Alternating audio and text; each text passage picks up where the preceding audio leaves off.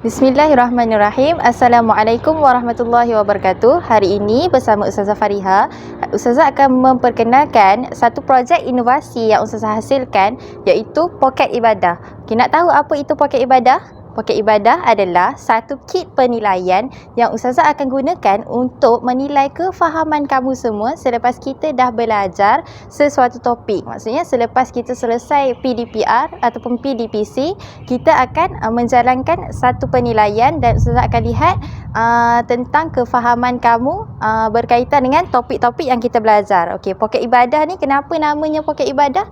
Sebab ia mengandungi tajuk-tajuk yang berkaitan dengan ibadah.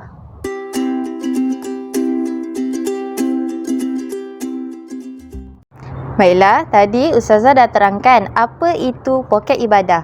Sekarang Ustazah nak terangkan bagaimana cara untuk kita menggunakan poket ibadah. Okey, yang pertama kita lihat di sini ada kotak tajuk. Jadi Ustazah dah sediakan tajuk di hadapan poket ni. Jadi kita ambil tajuk yang ada di poket, tajuk solat sunat 2 hari raya, dan lekatkan pada kotak tajuk. Okey, hari ini Ustazah akan menilai kamu tentang tajuk solat sunat 2 hari raya yang kita dah belajar pada minggu lepas. Okey, antara perkara yang Ustazah akan nilai kamu adalah definisi, hukum, macam mana pelaksanaan rakaat pertama dan rakaat kedua dalam solat sunat 2 hari raya.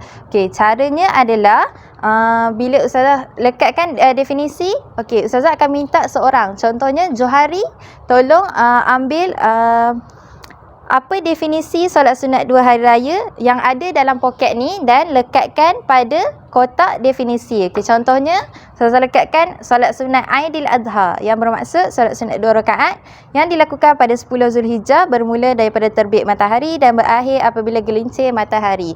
Okey, ni contoh, dan kamu akan laksanakan, setiap orang akan buat perkara ni kepada subtopik-subtopik yang lain. Okey, di sini kita ada belajar definisi, hukum, rakaat pertama, rakaat kedua, dan kita juga telah belajar tentang lafaz niat solat sunat Aidilfitri, lafaz niat solat sunat Aidil Adha, dan hikmah kita melaksanakan solat sunat 2 hari raya. Jadi dekat sini tak muat Ustazah nak letakkan semua, tapi poket ibadah ni bersifat fleksibel. Jadinya kita boleh gantikan. Okey, kita buka bila kamu semua dah selesai melaksanakan penilaian tentang definisi, hukum, rakaat pertama dan rakaat kedua, Ustazah akan menilai sama ada jawapan kamu tu betul atau salah. Jika betul, Ustazah akan beri peneguhan, dan jika jawapan kamu salah, Ustazah akan betulkan. Okey, apabila kita selesai melaksanakan perkara-perkara ini, kita boleh tukarkan kepada subtopik yang lain. Contohnya di bahagian definisi ni Ustazah cabut dan Ustazah lekatkan subtopik lafaz niat solat sunat Aidil Fitri. Okey, sama juga di sini Ustazah akan gantikan dengan lafaz niat solat sunat Aidil Adha. Kemudian pada tapak rakaat kedua, Ustazah buang. Rakaat pertama ni pun Ustazah cabut, dan Ustazah akan lekatkan subtopik hikmah solat sunat 2 hari raya. Okay, jadinya perkara ni, poket ibadah ni bukan saja boleh digunakan untuk tajuk solat sunat 2 hari raya, malah kita boleh gunakan juga kepada tajuk ibadah puasa pada bulan Ramadan yang kita dah belajar sebelum ni, dan kita juga boleh gunakan pada tajuk solat jenazah yang kita akan belajar pada minggu hadapan.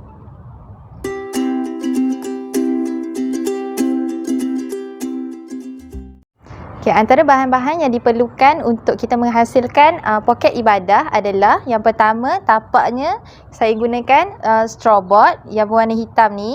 Okay, yang kedua, kita akan gunakan kertas A4 warna putih, kertas A4 berwarna, dan kertas laminate untuk menghasilkan tajuk, kad tajuk, kad subtopik dan kad isi pelajaran. Seterusnya kita akan gunakan plastik file untuk dijadikan poket-poket sebagai tempat untuk saya meletakkan isi-isi pelajaran dalam poket tersebut. Dan yang terakhir, kita akan gunakan velcro tape. Velcro tape ni bertujuan untuk melekatkan isi pelajaran kepada kotak ataupun tapak yang disediakan.